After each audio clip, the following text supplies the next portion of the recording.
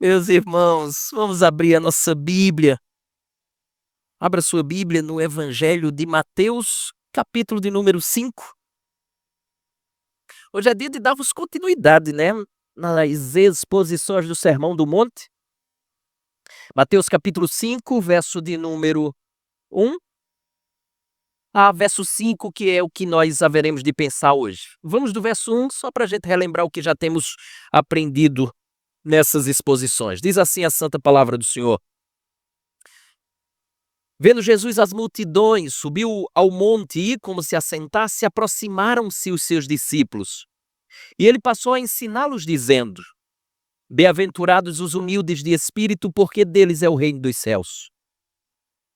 Bem-aventurados os que choram, porque serão consolados. E o texto dessa noite, verso 5: Bem-aventurados os mansos, porque herdarão a terra. Bendito Deus, uma vez mais rogamos a tua bênção sobre as nossas vidas, para que nós possamos externar e expor a tua palavra de maneira muito fidedigna, bem como aqueles que nos ouvem, seja através das transmissões, através, né, das redes sociais, do YouTube, enfim, aqueles que aqui se encontram também entendam de maneira muito clara a tua palavra.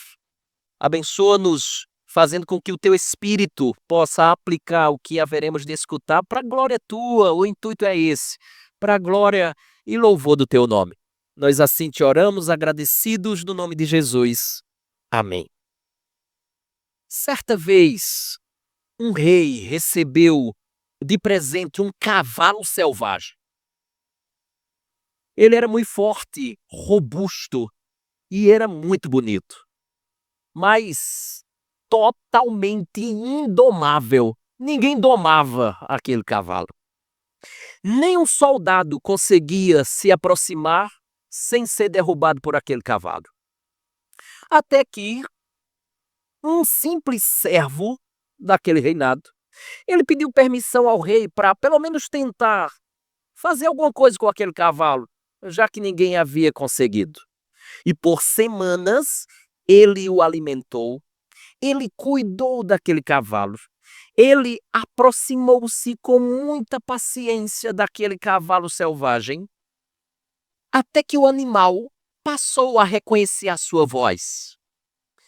Um dia, o servo montou aquele cavalo e todo mundo, assim, abismado, simplesmente olhou o cavalo obedecendo àquele simples servo.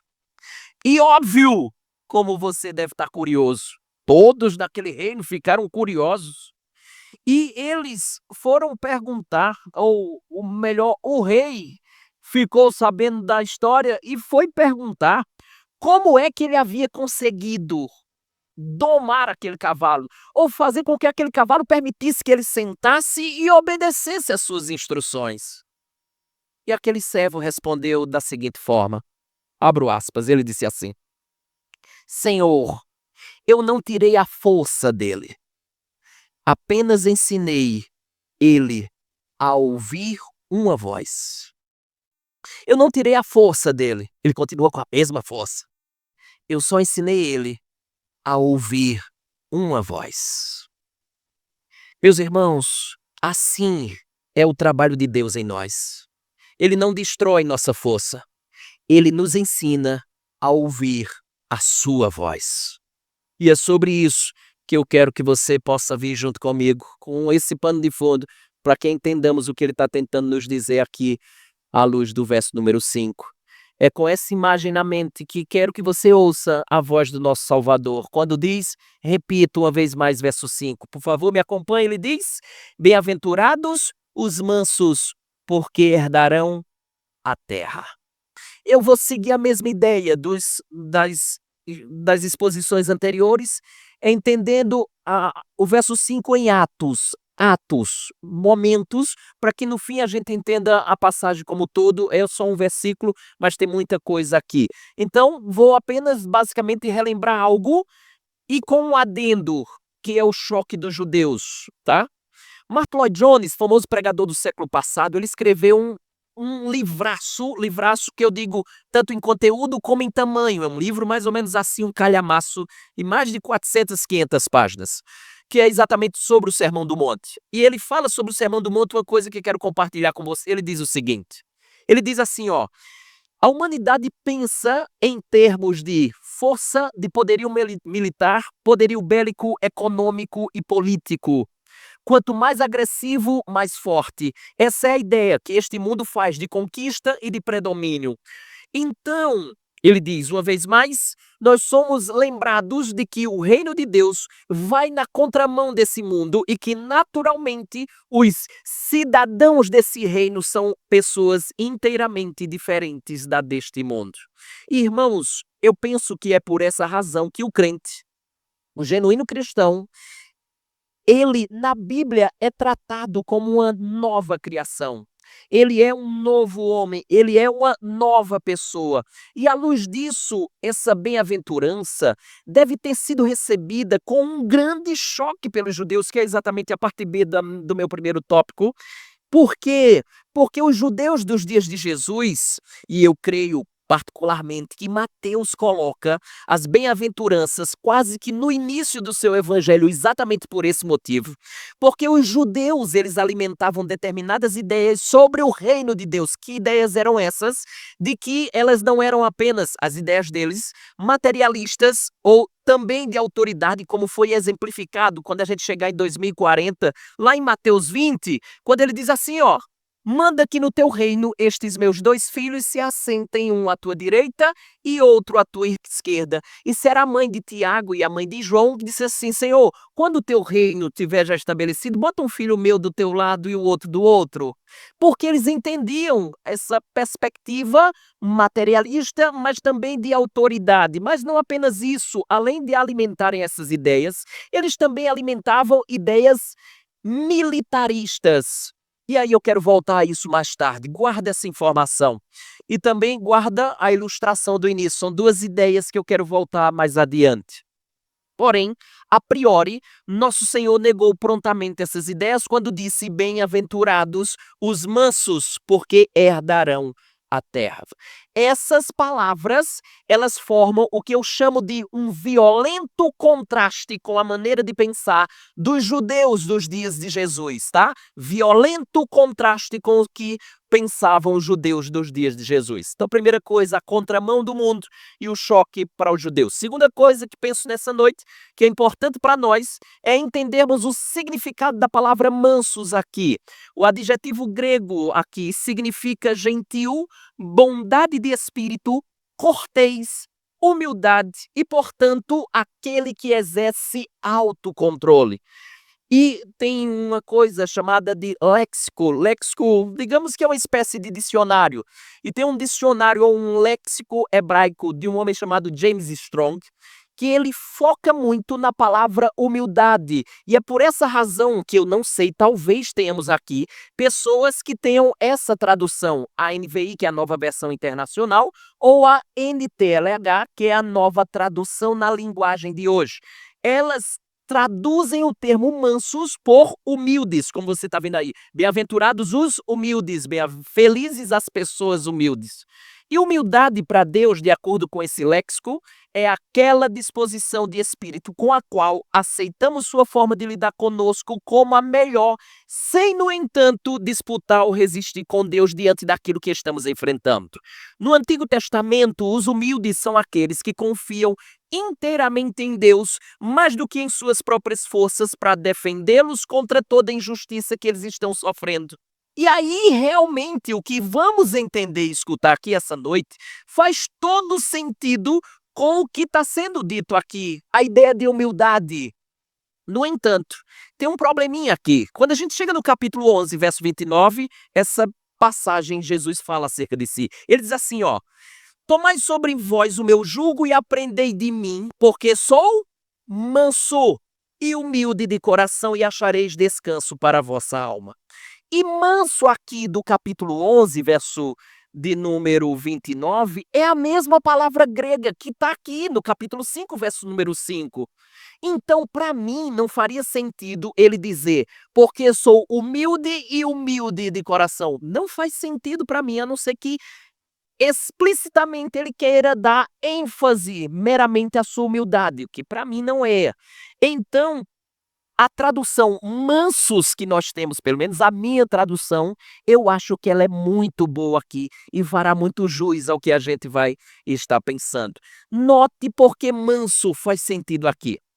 Essa palavra, né, grega para manso aqui, era uma palavra empregada para descrever um animal que, embora forte ele fosse, ele havia sido domesticado. Por isso a minha ilustraçãozinha do início daquele animal que o servo domou.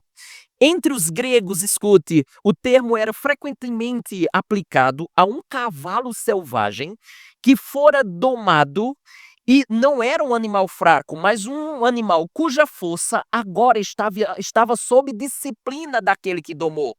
Logo, a ideia, portanto, não é ausência de força, não é ausência de poder, mas um poder sob controle, um poder disciplinado, um poder domado. Por isso, a gente pode dizer que o manso, ele foi domado pelo Espírito Santo de Deus. O manso, ele obedece às rédeas do Espírito Santo, poderíamos assim dizer. E aqui tem uma coisa histórica muito legal. Aristóteles, aquele famoso filósofo grego, fala sobre a virtude da mansidão. E ele diz que a virtude da mansidão é o justo equilíbrio entre a ira excessiva e a falta absoluta de ira. Ou você vai para a, a, a ira absoluta, né? Ou melhor, a falta de ira e a ira excessiva. São dois polos que você pode estar. Mas a mansidão, ela vem para o meio, ela gera esse equilíbrio entre a falta de ira e uma ira excessiva. Ou o que ele chama, Aristóteles, de impassividade.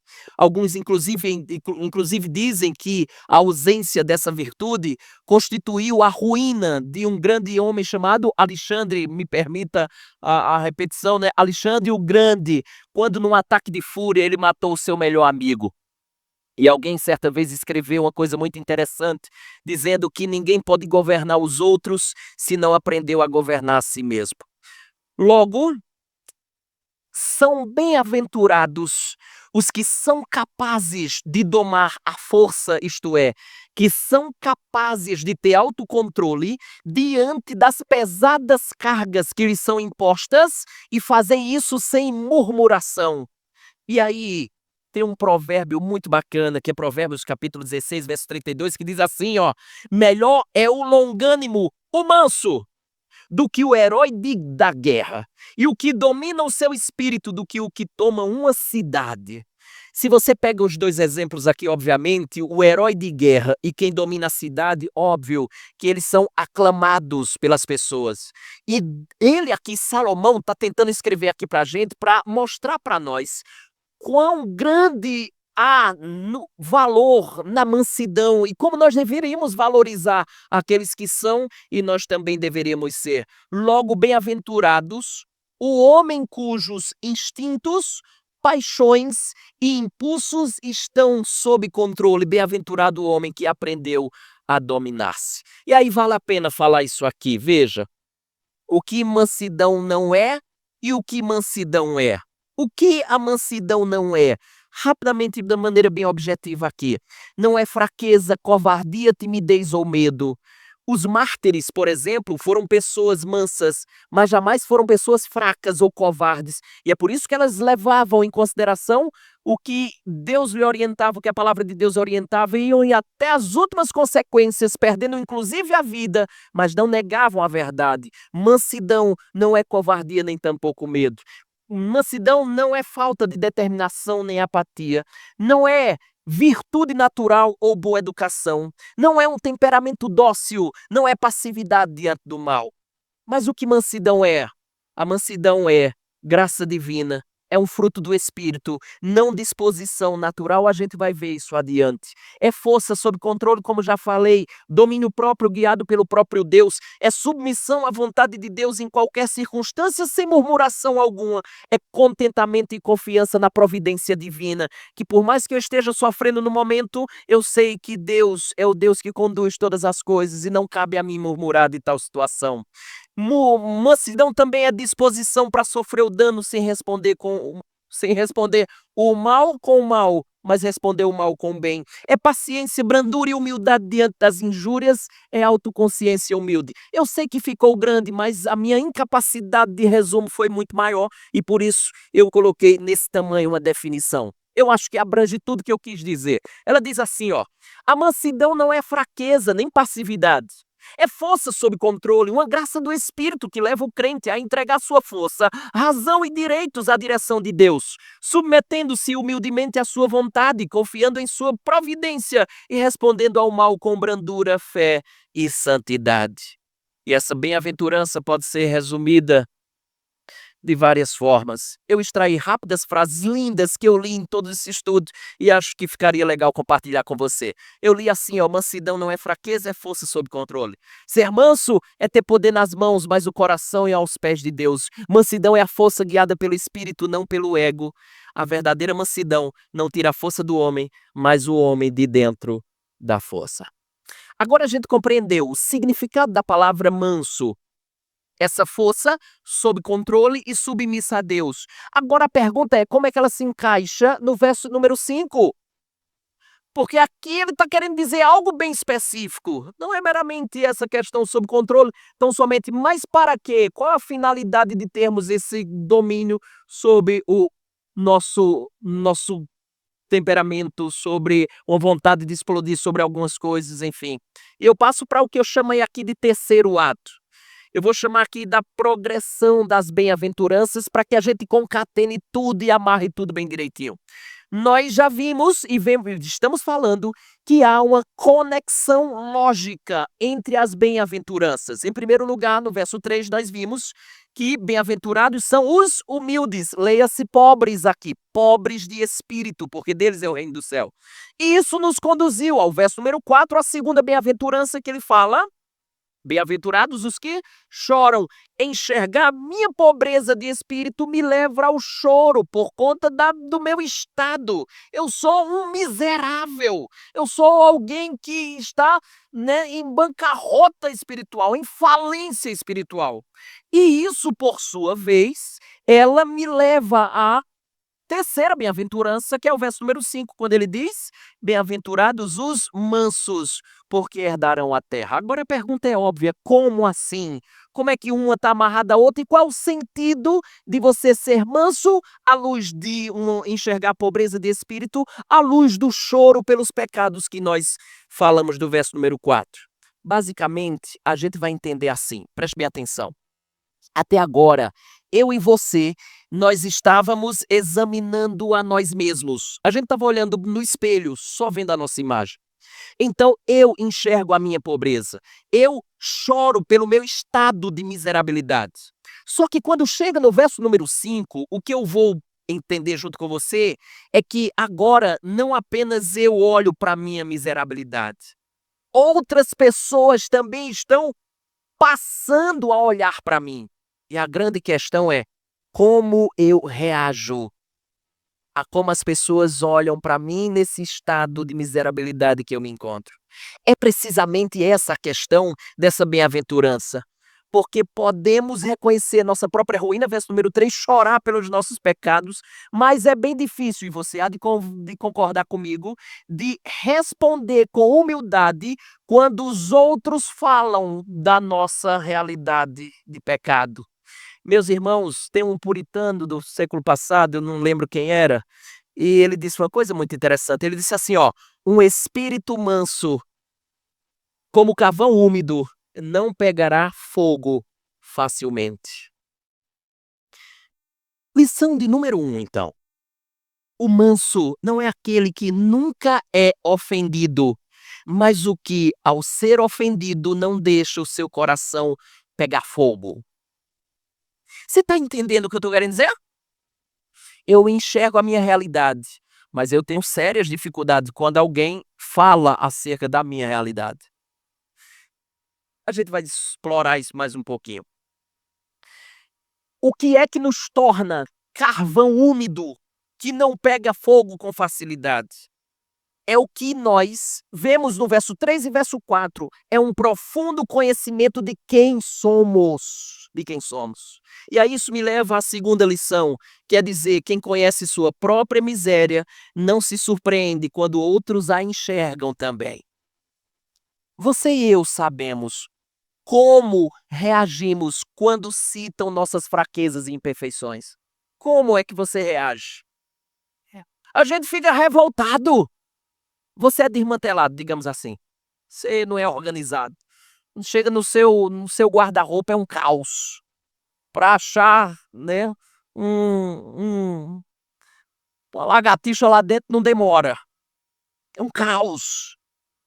E você diz assim: "Poxa, eu olho meu guarda-roupa, eu devia ser mais organizado. Nossa, que desmantelo, que desorganização, que pena. Eu eu não tem jeito não. Sou uma miséria nessa área". Mas você já viu como você reage quando outros dizem essa mesma coisa a seu respeito? Ou chegou lá no seu guarda-roupa e disse assim: "Nossa, que desmantelo, hein? Que cabo folgado. Tá na minha casa, né, no meu armário, nas minhas coisas. Como assim eu sou desorganizado?". É por aí que eu quero que você entenda a ligação entre as bem-aventuranças aqui. Quando outros percebem e citam nossas fraquezas e imperfeições, é a mansidão que nos levará a aceitar as acusações com humildade. Nós sabemos que somos tão maus quanto, se não piores do que eles dizem que somos. Dizem que é uma frase de Spurgeon, eu não sei se é, até hoje eu não descobri se é dele, mas ele dizia assim, ó: "Quando falarem mal de você, não fique chateado, pois você é muito pior do que eles pensam". Tem mais coisa ruim, é porque eles não descobriram, não é? Tem mais coisas feias, além daquela que ele descobriu, de que aquela pessoa descobriu. E aí eu me lembro muito, não sei se está aqui, tá, John Bunyan, famoso escritor do Peregrino, ele disse assim, ó: "Aquele que já está caído, não precisa temer a queda". Ele estava dizendo assim, ó: quando você vê a si mesmo como falido, verso 3, você é falido diante de Deus. Nosso estado é de miserabilidade diante de Deus. Então, qualquer acusação que lhe for dirigida lhe parecerá, pelo menos, parcialmente razoável. Pense nisso. Se alguém me acusar assim, ó: "Olha, você é Walker Neves", você acha que eu vou me defender que eu não sou o Walker Neves? Não, por quê? Porque eu sou o Walker Neves para o bem ou para o mal? Se eu sou o que eles dizem que sou, não defendo a mim mesmo, apenas reconheço a verdade que eu já fui domado. Eu queria que você pudesse guardar isso no coração, porque a primeira coisa que vai brotar é esse senso de justiça própria, esse senso de tirar satisfação, esse senso de dar uma resposta adequada para aquela pessoa que tocou na sua ferida. Lembre, você já foi domado. Lembre, você já foi amansado, pelo menos eu espero. Ou Deus está amansando esse potro selvagem chamado você. Nesse sentido, a mansidão presume que eu tenho, de fato, o direito de retaliar alguém que me falou mal acerca da minha pessoa, de reivindicar meus próprios direitos, de me vingar, de tirar satisfação com a pessoa que falou algo sobre mim, mas eu escolho refrear meus impulsos. E é por isso que Romanos capítulo número 12, verso 19 diz assim, ó: "A mim me pertence a vingança, eu retribuirei, diz o Senhor". Não cabe a mim a vingança pertence ao Senhor. Ele vai retribuir aqueles que me causaram mal. Então, o que claramente a gente tem aqui é aquela clássica resposta que muitas vezes a gente dá para as pessoas. Qual é a resposta que a gente dá? A gente diz assim, ó: entregue na mão de Deus. Entregue na mão de Deus, Ele haverá de cuidar de coisas que você não deve tratar nem cuidar. Foi isso que Jesus fez, embora não tivesse fraqueza ou pecado. A gente vai ver um pouco disso adiante. Então, essa é a progressão. É de nós enxergarmos profundamente quem somos, para que no momento em que pisarem em algo acerca de nós mesmos, a gente tenha mansidão para lidar com acusações, com algumas falas e coisas que tenham relação conosco. Quarto ato dessa noite, eu quero junto com você caminhar em alguns exemplos bíblicos de mansidão. E aí eu quero falar rapidamente de três. Um no Antigo Testamento, dois no Novo. O primeiro deles é o nosso amigo Moisés. Moisés, ele aprendeu a submeter-se ao Senhor. Ele era o homem mais manso da sua época. Veja, Números capítulo 12, verso 3 diz assim, ó: era o varão Moisés muito manso, mais do que todos os homens que havia sobre a terra. Contudo, eu acho que você deve lembrar um pouco de Moisés, e temos um registro da vida deste homem, que nos ensina que esta não era a sua disposição natural, mas uma qualidade que Deus forjou em seu caráter durante muitos anos e com muita paciência. Quando nós vemos Êxodo capítulo 2, verso número 11 a 15, nos mostra que Moisés matou um egípcio, escondeu um corpo e fugiu. Isso não é coisa de gente mansa, senão Atos. O Novo Testamento fala desse episódio. Venha junto comigo. Diz assim, ó, Atos 7, verso 24. Vendo um homem tratado injustamente, tomou-lhe a defesa e vingou o oprimido, matando o egípcio. Ora, Moisés cuidava que seus irmãos entenderiam que Deus os queria salvar por intermédio dele. Eles, porém, não compreenderam. Deus, lembra? Chamou Moisés para tirar o povo do Egito. E Moisés tentou, na força do seu próprio braço, libertar ou iniciar a libertação para a qual ele foi chamado a fazer. Moisés assassinou o egípcio, como vimos, está lá no capítulo número 2, e a fala de que Moisés era o homem mais manso da sua época, ela está em Números 12, verso 3, e o intervalo entre Êxodo capítulo 2 e Números capítulo 12, alguns acreditam que já havia se passado anos no deserto. Alguns, inclusive, dizem que já se passaram 40 anos de Moisés no deserto. Ou seja, naquele período, depois daquele episódio de Êxodo 2, até chegar em Números capítulo 12, o próprio Deus teve que quebrar Moisés, teve que quebrar a autossuficiência de Moisés, Moisés teve que lidar com incontáveis pessoas e infindáveis problemas. Moisés certamente ao longo da história entrou em desespero pela desobediência do povo. Foram anos de provação na vida de Moisés, a fim de que o espírito natural de Moisés fosse subjugado por Deus e a ele submisso. Fosse, como a gente está usando o termo, domado pelo próprio Deus. E aí há uma coisa preciosa nessa história toda, é que o que a gente vê em Moisés, a gente pode enxergar na nossa vida também. Deus trabalha em nós, ainda que muitas vezes não percebamos. Antes de nos tornar mansos, ele quebra o nosso orgulho, ele revela a autoconfiança e usa as provações para nos humilhar sob sua mão, com o intuito de nos moldar para a sua glória, nos tornando mansos cada vez mais. Segundo personagem que eu quero que você, junto comigo, aprenda sobre mansidão.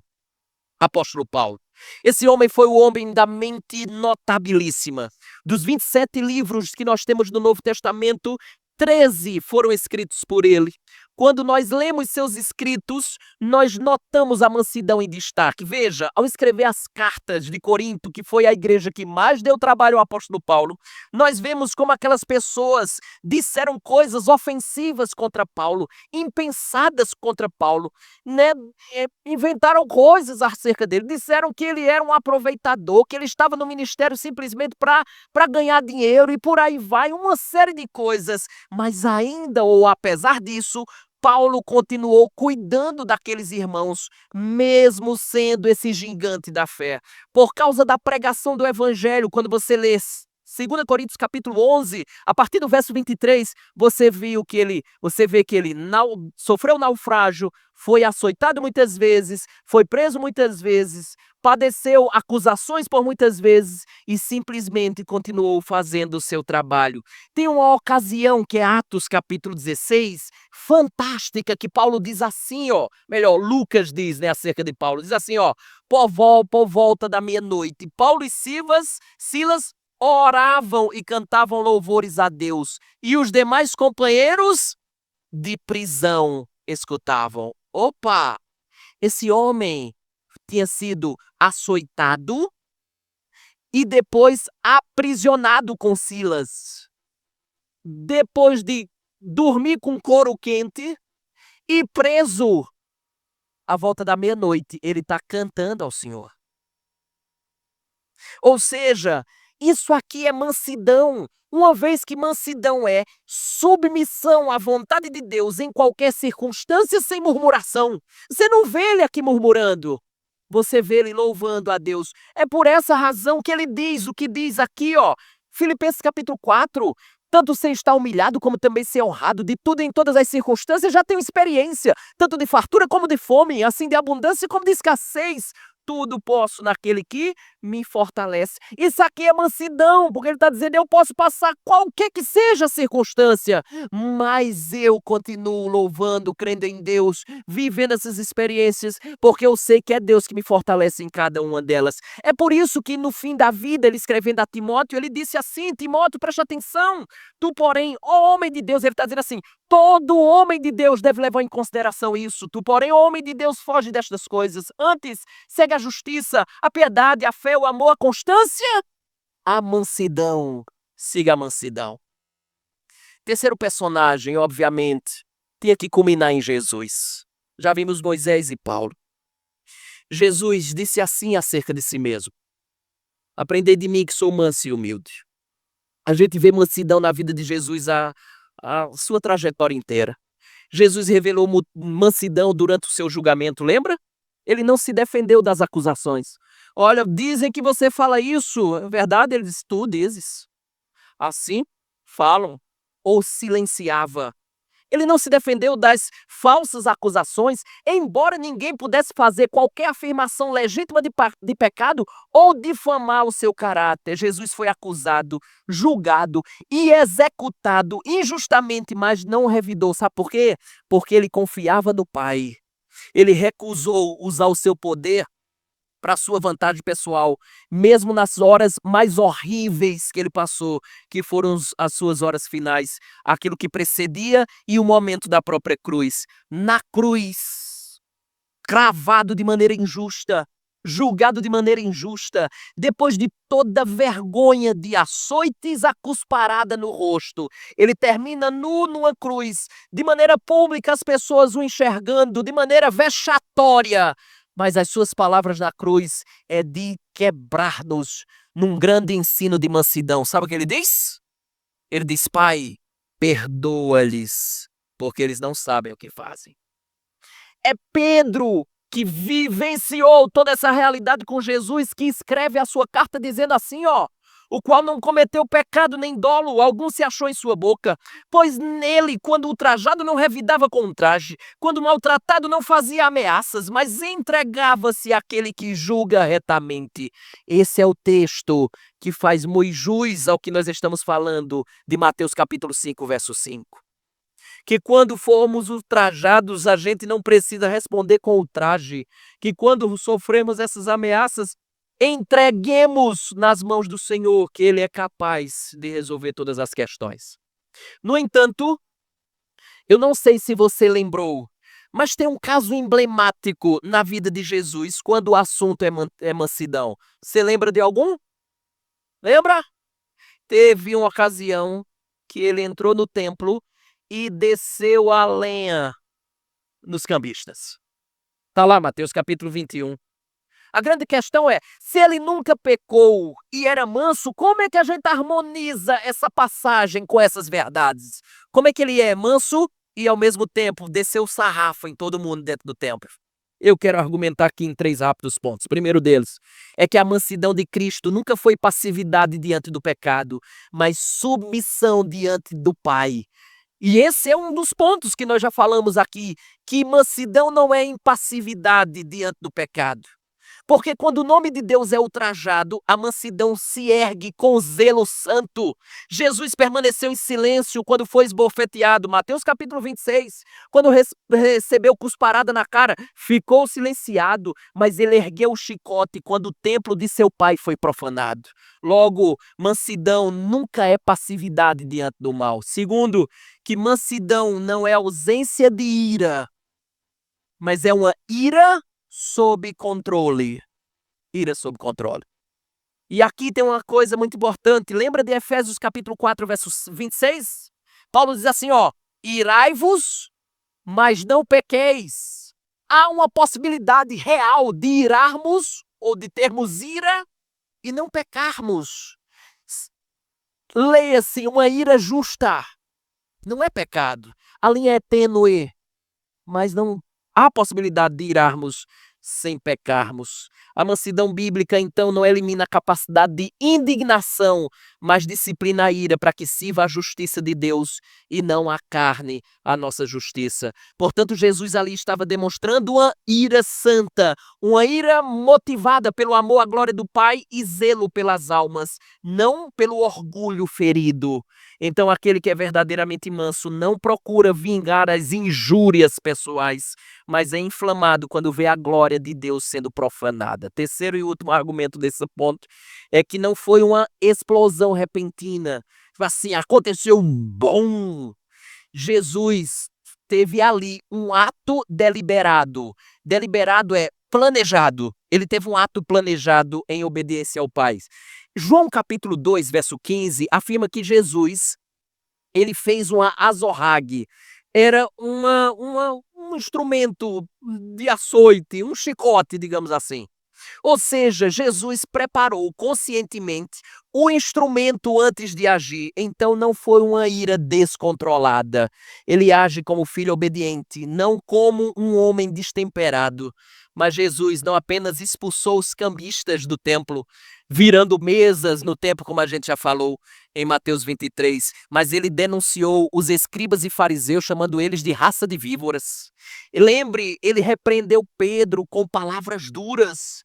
E isso nos ensina algo importantíssimo, que mansidão não é evitar o conflito, nem fingir paz diante de um erro, porque Jesus não agiu assim.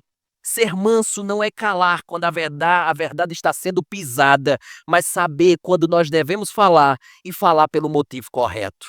Mansidão não é fraqueza que teme o confronto, mas a coragem que enfrenta com o coração sob controle.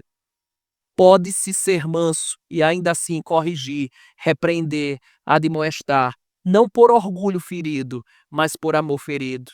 Não pelo desejo de se impor, mas por zelo pela glória de Deus. Então tenho a minha terceira lição nessa noite, que é dizer: a ira santa é aquela que nasce do amor a Deus, não do orgulho ferido. Jesus jamais reagiu para defender o seu próprio ego, mas sempre reagiu para honrar o Pai. Por quê? Porque seu zelo não brotou de temperamento, mas sempre de submissão ao que o Pai tinha lhe dado. Ele foi forte o bastante para indignar-se e ter humildade o bastante para se calar. E é nesse equilíbrio de um poder sob controle, de um amor que está em ação, que a verdade da mansidão ela acaba brilhando. Quinto ato é sobre a compreensão do Evangelho. Veja, as bem-aventuranças, a gente já falou isso, eles não são mandamentos, mas tem algo importantíssimo aqui. Elas não são mandamentos, mas elas revelam o quanto nós compreendemos do Evangelho, o quanto nós entendemos da graça de Deus. A única maneira pela qual a mansidão pode se tornar própria ou parte do nosso caráter é entendendo e lembrando-nos constantemente da verdade do Evangelho.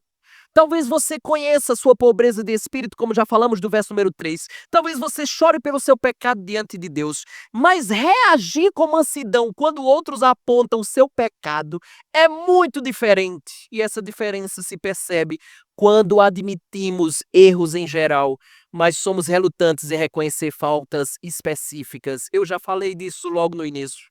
Quando muitas vezes nós aceitamos facilmente o que dizemos sobre nós, a gente diz facilmente determinadas coisas sobre nós que são erros, que são pecados, mas nos irritamos quando outras pessoas dizem a mesma coisa a nosso respeito. Digamos que a síndrome do pica-pau, você não perde uma para ninguém. Você não reconhece a falha, apesar de saber que tem falha. Você sempre tenta argumentar, não, mas é por isso, mas é por aquilo. E tem a famosa síndrome de Adão, foi a mulher que tu me destes. E nunca é esse ser humano que é miserável. Verso número 3. E por isso choro por esses erros, esses pecados que eu tenho. E é por essa razão que quando você me fala sobre esses mesmos erros, que eu um dia chorei por eles, e que eu vi a minha miserabilidade da maneira como eu me encontrava, é que eu aceito as suas observações. Essa é a temática, é a ligação dos versos 3, 4 e 5 aqui. Se após tudo isso você não demonstrar mansidão, quando se deparar com uma crítica, quando se deparar com um tocar na sua ferida, nós muito provavelmente poderíamos dizer que isso aqui é um sinal de que ainda não entendemos o evangelho como deveríamos entender. Porque os cristãos têm outra boa razão para desistirem de defender a si mesmos. Vou dizer a você, existe outra pessoa que se tornou o nosso defensor.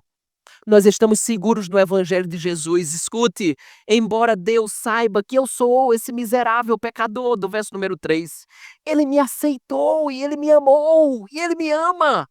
E é por causa disso que eu estou liberto da necessidade de me defender, da necessidade de criar desculpas, da necessidade de menosprezar as pessoas. Eu posso aceitar minhas fraquezas, porque Jesus me ama, apesar dessas fraquezas que eu tenho. Ele morreu para defender-nos, não à toa ele é chamado de nosso advogado. Logo, entender a graça de Deus pode torná-lo manso. Ele aceitou você. Ele me aceitou. Sexta e última coisa. Eles herdarão a terra. Então a gente já viu a primeira parte do versículo. Agora chegamos na segunda parte, querido Plínio. Herdarão a terra. Escute. O texto diz: bem-aventurados os mansos, porque herdaram a terra. Lembra do choque dos judeus? Meu primeiro tópico? O choque dos judeus. É aqui que entra. Os mansos herdarão a terra, poderia ser uma pergunta aqui. Os mansos governarão o mundo? Jesus não pode estar falando sério. Me enxergue como um judeu do tempo de Jesus. Os ouvintes certamente saberiam muito mais desse assunto do que Jesus. Porque pessoas mansas nesse mundo nunca governariam a terra. Considere, por exemplo, uma análise dos imperadores romanos ou dos seus governantes regionais, como Pôncio Pilatos, que foi um magistrado encarregado da Palestina no tempo de Jesus. Veja, se você não fosse muito insensível, você não poderia ascender à elite política romana. Os zelotes, eram nacionalistas radicais que odiavam o domínio romano e buscavam libertar Israel por meio da violência. Eles eram extremistas em suas ações, usavam punhais, promoviam ataques e esperavam um Messias guerreiro que os liderasse uma revolta contra a cidade e o Império Romano. E um desses zelotes, chamado de Simão, ele foi chamado por Jesus e se tornou um discípulo. Poderíamos dizer que os zelotes eram um grupo terrorista da época. Por isso, a mensagem de mansidão parecia inconcebível para esse público. No entanto, esse pensamento era um erro à luz do Antigo Testamento. E aí eu quero lhe chamar para a beleza disso aqui. Abre comigo no Salmo 37, verso 9. Porque eles estavam com essa leitura de que a mansidão era um erro, porque ninguém conquista nada por ser manso, tem que ser forte, tem que ser brigador, tem que ser valente. Não era a perspectiva desde o Antigo Testamento, pelo menos o Salmo aqui. Nós temos reis, tivemos muitas batalhas, mas tem algo no Salmo 37 muito bom para entender o que ele está dizendo aqui. Vamos lá, verso 37, capítulo 37, verso 9. Veja.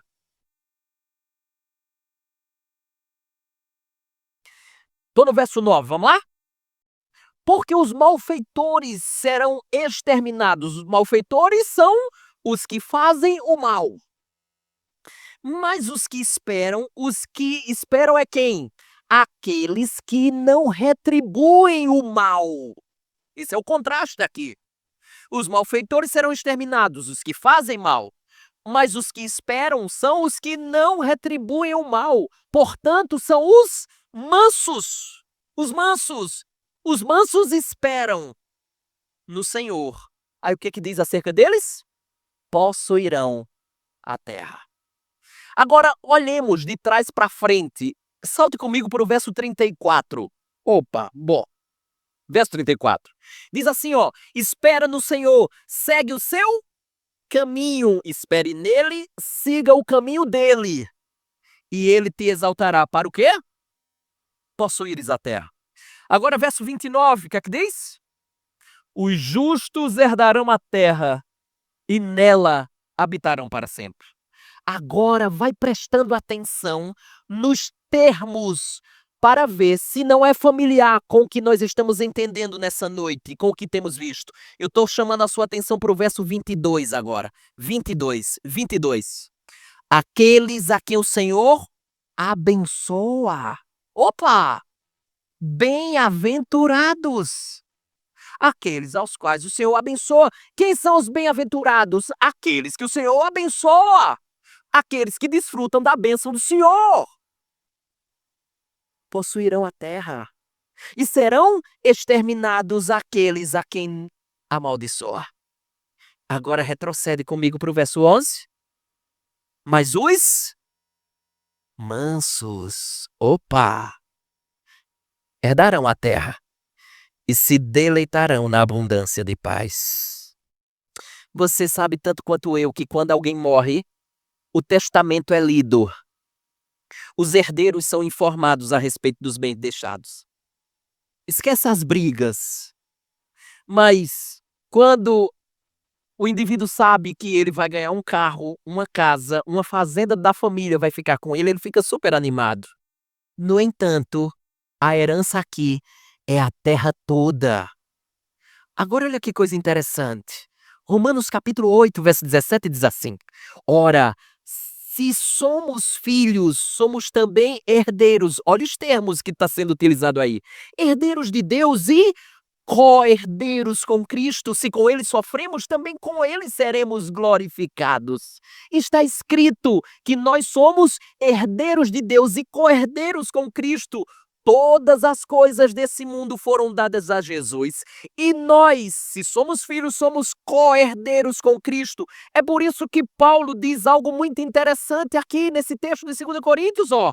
Ele diz assim, ó: entristecidos, mas sempre alegres. Pobres, mas enriquecendo a muitos. Nada tendo, mas possuindo tudo. Que loucura é essa, Paulo?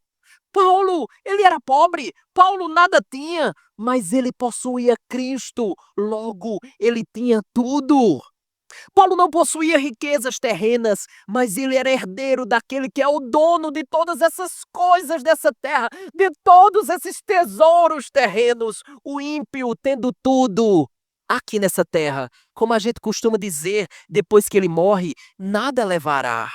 Nós, nada tendo aqui, possuímos absolutamente tudo. É por isso que, em meio às dificuldades da vida, o cristão pode expressar, como Paulo está expressando aqui, alegria, pois ele tem tudo. Nós temos o bem mais precioso desse mundo que se chama Jesus Cristo, e nós temos o futuro mais glorioso a nos aguardar, que é uma eternidade com Ele, herdando todo esse mundo de maneira restaurada como ele prometeu. É por isso que o John Trapp, um grande teólogo do passado, disse assim: aquele que cavalga para ser coroado não se importará com um dia chuvoso.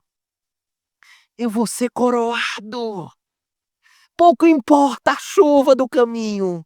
Eu serei coroado. Eu receberei a coroa. E por fim, deixa eu concluir dizendo uma coisa. Lembra do cavalo do rei? O cavalo selvagem, o cavalo que ninguém domava. Deus recebeu também algo selvagem. E esse algo selvagem, esse bichinho aqui, ó, dentro do seu peito, do lado esquerdo, o nosso coração. Corações fortes, cheios de paixões e impulsos. mas desgovernados, fora de controle. E Ele, em sua graça, no lugar de nos destruir por sermos tão pecadores, Ele não veio nos destruir, Ele veio nos domar. Ele veio para nos colocar sob as suas rédeas. Logo, cada provação, cada correção e cada silêncio de Deus, Ele está fazendo o que o servo fez com o cavalo. Ele está nos ensinando a ouvir a sua voz. Quando ele diz: tomai sobre vós o meu jugo e aprendei de mim, que sou manso e humilde de coração. A pergunta é: como ele nos ensina?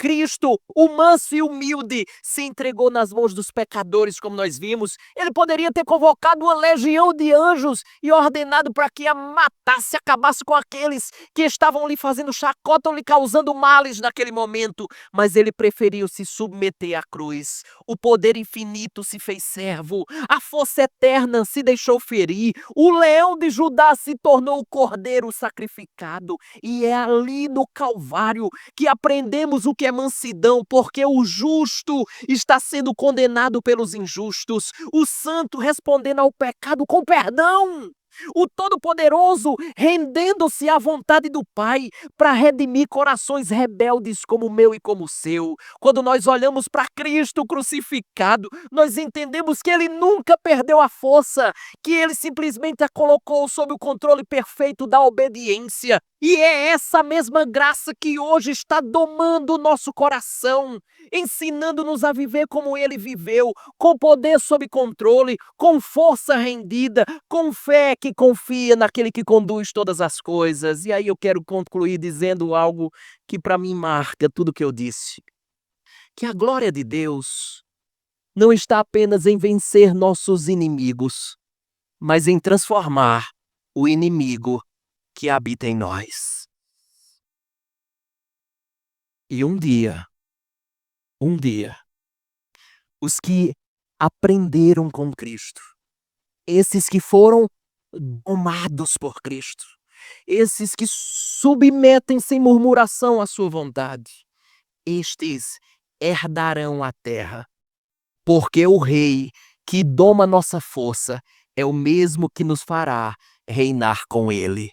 Portanto, bem-aventurados os mansos, porque eles herdarão a terra.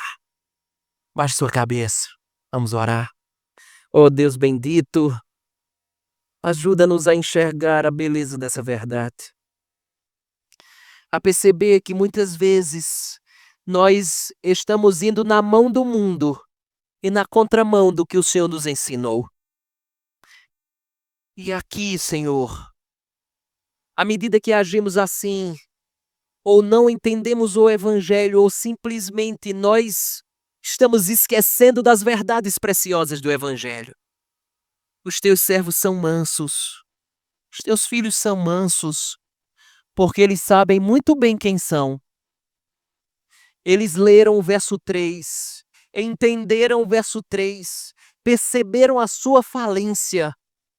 Então, quando falarem sobre ela, não haverá nenhuma surpresa. Por quê? Porque ele já havia compreendido sobre ela. Mas bendito seja o Senhor, porque apesar dela, o Senhor nos amou. Apesar da nossa miserabilidade, o Senhor nos aceitou. E é por isso que nós não temos mais a necessidade alguma de desculpas, de defender-se ou coisas do tipo. Porque a pessoa mais importante nos aceitou, apesar de nós. Bendita graça, bendito Salvador, bendita bênção sobre nós. Te louvamos, Senhor. Continua a domar esses animais selvagens. Continua a domar esses homens e mulheres, muitas vezes indomáveis. E a cada experiência, a cada chicote, a cada puxão nas rédeas, nos lembra dessa verdade. O domador está domando-nos. O domador está nos domando. Não é hora de erguer a voz para o céu.